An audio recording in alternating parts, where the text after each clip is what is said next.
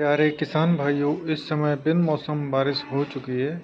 तो इस समय पे जिन किसान भाइयों की धान की फसल जो पक के तैयार हो गई थी, उससे में बहुत ज़्यादा नुकसान हुआ है। और बारिश अधिक होने के कारण ये जो फसल है वो गिर गई है। आप देख रहे हैं किस तरीक़ा से ये जो फसल है वो गिर गई है और कितना किसानों को नुकसान हुआ है। और जो नुकसान हुआ है उसका किसानों को बहुत ज़्यादा दुख भी है।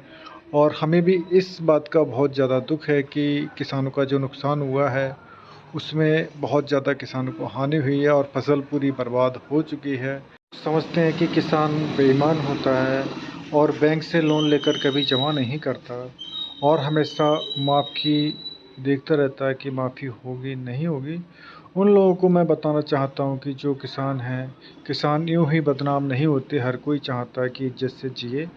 तो किसान को जो फसल नुकसान होता है और जो लोन लेते हैं वो वापस नहीं कर पाते, उसका जो मेन कारण रहता है वो ये रहता है कि जो किसानों की फसल है वो बहुत ज़्यादा बर्बाद होती रहती है और किसानों को बहुत ज़्यादा नुकसान होता है। हर कोई चाहता है कि इज्जत की ज़िंदगी जिए, कोई नहीं चाहता कि कोई बर्बाद हो। ये किस टाइप से धान गिरा है, कितना नुकसान हुआ है। और जो धान की फसल है उसमें जर्मिनेशन भी स्टार्ट हो चुका है। जो फसल में देख रहे हैं कितना नुकसान हो रहा है, धान जमना स्टार्ट हो गया है। तो किसानों को बहुत ज़्यादा नुकसान होता है फसल में। और ये हर साल बहुत अधिक मात्रा में किसानों को नुकसान होता है।